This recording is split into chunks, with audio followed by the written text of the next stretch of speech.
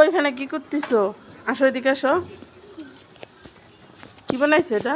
Laser light. তাই তুমি বানাইছো? হুম। দেখি তো। এই যে হ্যাঁ লাইটিং দেখো। কই লাইট তো বোঝা যায় না। আসলে অন্ধকারে দেখাই লাইট। অন্ধকারে দেখা যাবে? এবার বোঝা যাচ্ছে। সত্যি তো। দেখছে লাইট, ছোট ছোট লাইট। ঠিক আছে। কিভাবে শিখলা তুমি? আমি ইউটিউব থেকে দেখে দেখে শিখেছি। ইউটিউব থেকে?